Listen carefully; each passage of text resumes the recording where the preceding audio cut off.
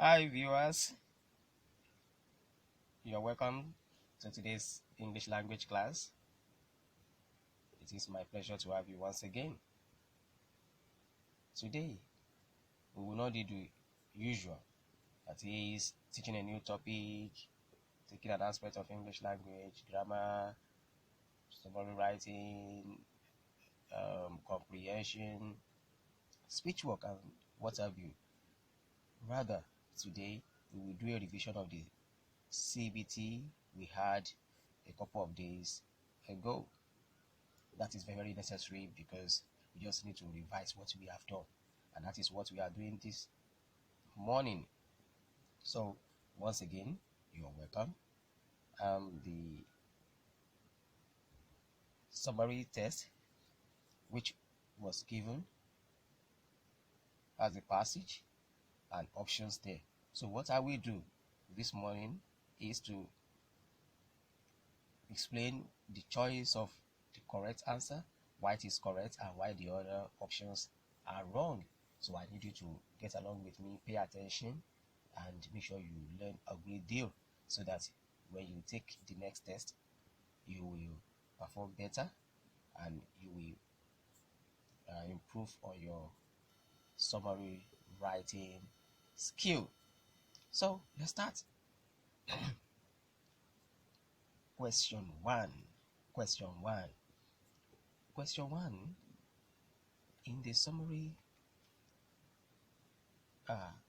CBT says, in one sentence, summarize the categories of schools that we have according to the passage. You only need to summarize the categories of schools that we have according to the passage. Okay, let's look at the options that there are in today's question. We have options A, B, C, and D. If you look at options A, B, and D, these are phrases. These are phrases. They are not sentences. How do we mean by that? There must be a final verb in them. And don't forget that summary answers must be written in sentences. Can you remember? Okay. So the other options are not sentences. So the only option here that is written in a sentence is option C, and it does tell us the categories of schools we have. There are two categories of schools. Then option C is therefore the correct and perfect answer to that question. Let's look at the second question. Question 2. Question 2 says, in one sentence, summarize the categories of schools that we have. Okay, that's the question 1. Sorry, pardon me. Question 2, rather.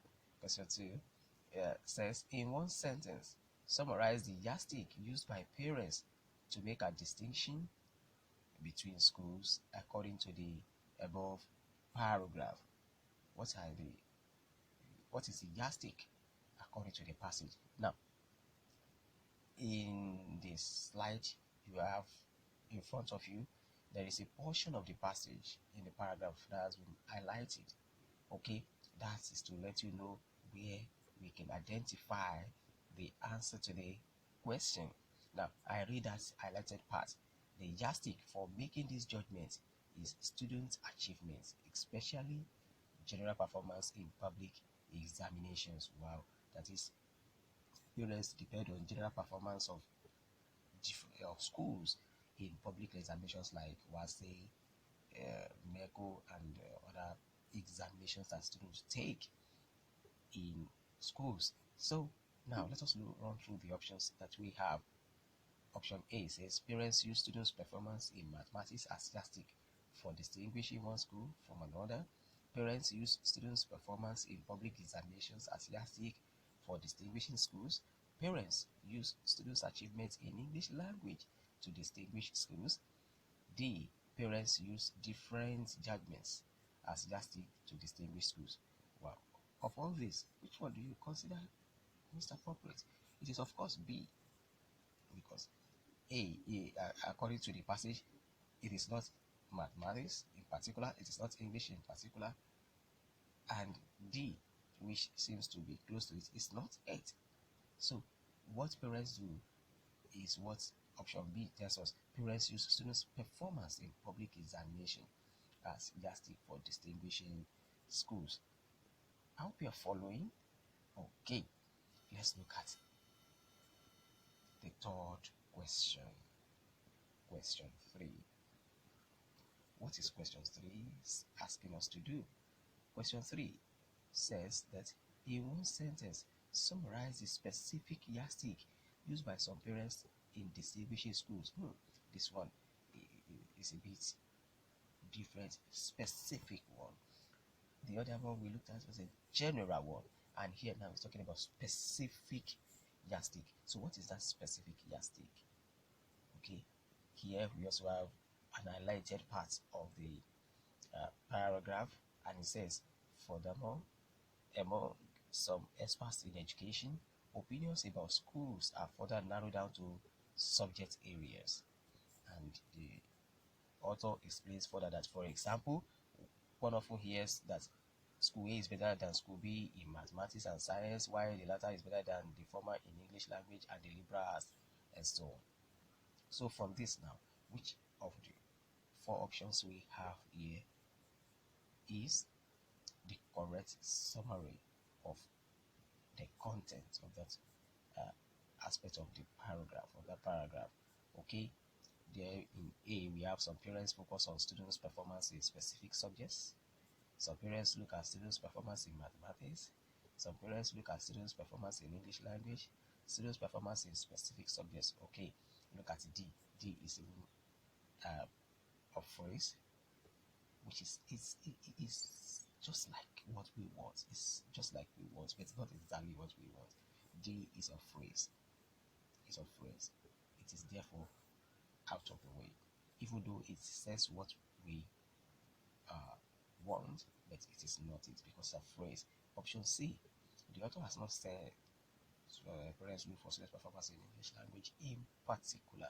He has not said that they look for students' performance in mathematics in particular in option B. But what the author is saying is what we have in option A. Some parents focus on students' performance in specific subjects. So when we now begin to talk about specific subjects, we can now begin to talk about mathematics, we can begin to talk about English language, we can begin to talk about the sciences or the liberal arts. I think we are making some progress here, and I also hope that you are getting along with me. Okay, question 4. Here we have the question that says, in one sentence, summarize the factor responsible for the different levels of achievements in schools according to the above paragraph. The factor responsible for the different levels of achievements in schools. There's a factor that affects how students perform in public examination. That's what the question is saying. So what is that factor according to the passage? Okay, let's look at this passage. There are about 3 highlighted portions in the paragraph. The first one, which is the topic sentence, is the first in the sentence. The first reason is that some schools are located in privileged areas.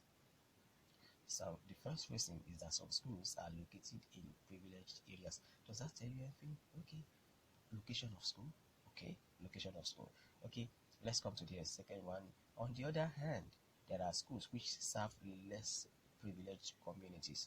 Okay. So in other words, the author is trying to say that the location of your school determines the performance of the students. Okay. And lastly, the author now in the last sentence in the paragraph, the author now says that students in the first type of school will generally have a higher rate of achievement than those in the second type.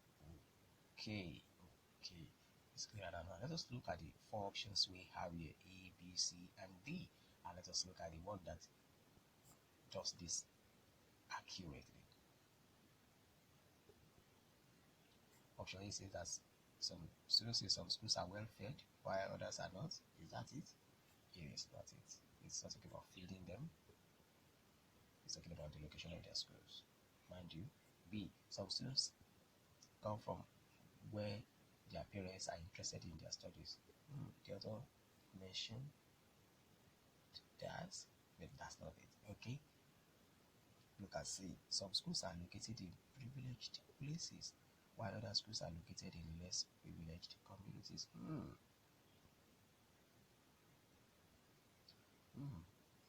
Let's quickly look at D before we decide. Uh, some schools have access to books, while others do not have access to books. Yes, that may be a function of where your school is. If you are allocated, if some schools have access to books and some don't, it will have to be a function of location.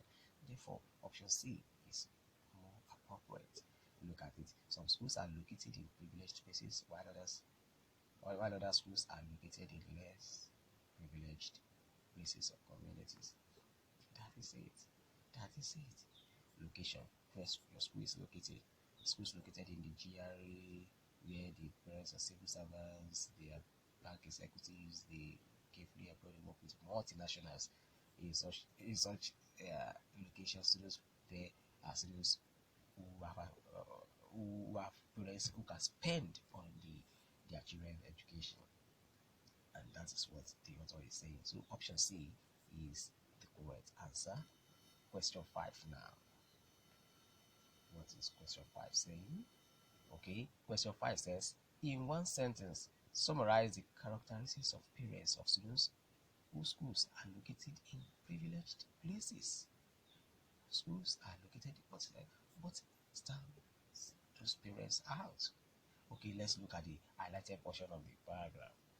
The students come from home where parents care about their children's education, ensure that the children are well fed, show interest in their schoolwork, and provide easy access to books in the home.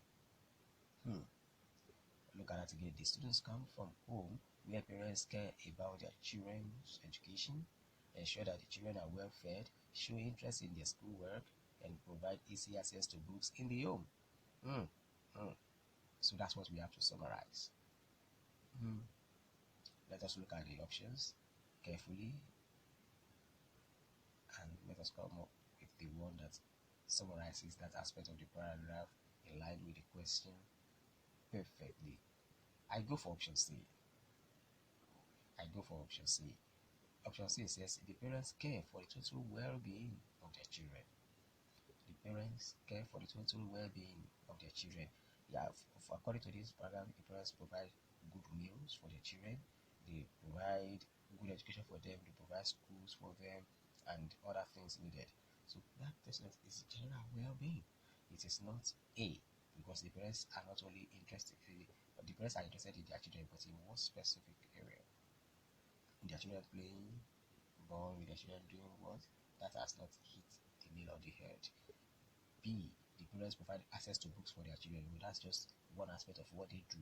We just have to summarize everything together so that we don't mention the specifics. We don't begin to do listing. Option D says the parents are unable to care for their children, save them out of it entirely. And the author does not say that in the passage, not even in the paragraph. Okay, so the correct answer is option C. Okay, question 6 now. The next one. Okay, question 6 says, in one sentence, summarize the factor responsible for the different levels of achievement in schools according to the above paragraph. The different levels of achievement. There's a factor. Okay, let's quickly look at this. Is a very short paragraph. Let's look at the highlighted part of the paragraph. Let's start from the beginning. Another reason for the difference in academic achievement between schools is how well the schools are equipped. Having facilities. How the schools are equipped. Schools that have good laboratories and libraries, ample space, places to sit and write for every student, and optimal size classrooms usually record a higher standard of student achievement. Okay, you see? So now what are we looking at? We are looking at facilities in schools. That is, facilities in schools determine how students perform. So what is the factor now between that they distinguish these two schools, these two categories of schools that we have earlier identified? Okay, So A, we have some schools are well equipped with learning resources, while others lack adequate learning resources. B, some schools have good laboratories, while others don't have good laboratories. That's specific. It's not only laboratory is not the only equipment a school should have. Some schools have furniture to write, while others do not have furniture to write. No, it is not only the furniture that makes a school well equipped. And D, well equipped laboratories. That's a phrase, and it's not just about the laboratories. It is about A, option A. Some schools are well equipped with learning resources, while others lack adequate learning resources. Do you agree with that? I'm sure you do. Okay, so let's progress to the next question. Question 7. What is question 7 saying? Okay, question 7. In one sentence, summarize the factor responsible for the different levels of achievement in schools according to the above paragraph. Okay, we want to look at different levels of achievement and the factor responsible for that in question 7. Look at question 7. The highlighted portion of the paragraph is the topic sentence, the first sentence in the paragraph, and it reads thus: the quality of teachers also has to do with the differences in students' achievements between schools. Quality of teachers. So that's the key word. That's the key word, really. That's what we are looking at there. Quality of teachers, and that's what we have to write our answer around. Quality of teachers. So let's look at the options. Option A says teachers in some schools have good grasp of their subject matter, while teachers in other schools do not have full grasp of their subject teacher. Some schools have quality teachers, while others do not have quality teachers. Some schools have committed teachers, while others do not have the quality and half-baked teachers. Oh, that's not it. It's a phrase, and the person is talking about half-baked teachers. So let's look at the options and let's see which, apart from D, which of the other ones is now is very accurate. Okay, option A: teachers in some schools have good grasp of their subject matter, while teachers in other schools do not have. Okay, the teachers are supposed to have full grasp of their story, but when you have a quality teacher, knowing your subject matter is not the only thing about a quality teacher. A quality teacher knows his audience, is committed and diligent and hardworking. Okay, so let's option B is the option that summarizes that. Look at option C. Some schools have committed teachers, while others do not have. Okay, if some schools have committed teachers, but the committed teachers is an aspect of quality teachers. So and don't forget that what we are looking at actually is quality teachers. Quality teachers. So option B is the correct answer. I think we are making good progress, and we have 3 questions to deal with. Question 8. Question 8. Question 8. Oh, this paragraph is small. Okay. In one sentence, summarize the factor responsible for the different levels of achievements in schools. Same question pattern. So the highlighted portion of the paragraph is the last sentence in the paragraph, and it says students perform better in schools where the leadership is enthusiastic and creative than in schools where the principal and teachers adopt a casual attitude to their job. So he's talking about leadership here. He's talking about the management of the school, how the school is being managed. That is a factor that determines how productive, how effective the students will be. Okay, so when the management does the right thing, what do we say of that management? We talk about effective management. Okay, so let's look at the options to determine which of the 4 options is the correct answer. Okay, some schools do not have good principals, while others have good principals. No. Okay, well, anyway, any principal that is not efficient in management is not good. That is not it. B, efficient and inefficient management. That is the those are the two things we are looking at. Efficient management and inefficient management. That's the phrase. So we will go for that. C. Some schools have efficient management while some schools have inefficient management. Some schools do not have competent efficient management while some have competent or efficient management. Did you see that? That is the answer. Look at option D. Staff in some schools are not enthusiastic about their students, while some schools have enthusiastic staff. To be enthusiastic is a management. The core thing we are looking at here is not a differentiation. It is possible that in a school where you have bad management, the teachers some teachers are enthusiastic, but here we are looking at management. We are not looking at individual teachers. Okay, so let's make progress. Question 9. In question 9, in one sentence, summarize the factor responsible for the different levels of achievements in schools according to the above paragraph. The paragraph is here, and the highlighted portion of the paragraph where we can trace the answer, the factor 2, is the first sentence, the topic sentence. Finally, discipline cannot be divorced from the learning process, and this is often seen from the perspective of general student behavior. So we are looking at discipline. Discipline in schools. Discipline is a factor that determines how well students will do in their studies. So it means that if the rules are there and they are not enforced, and students are not disciplined, then the school will not produce good results. So how do we summarize that? Let's look at the options we have here. Okay, we have option A. Some schools enforce discipline, while some schools do not enforce discipline. Some schools enforce discipline, while some schools do not enforce discipline. That's it. Okay, look at the other options for you to know that is it. Some schools have students who disregard the rules and regulations of the school. Yes, it's most naturally students who want to disregard rules, and they have been always good students, but are the rules enforced? C. Proper and improper discipline. It is even a phrase. There is no discipline for erring staff in some schools. Yes, it's an aspect of discipline. So it's a holistic thing. It's not about the students. What you are looking at is not about the students in particular.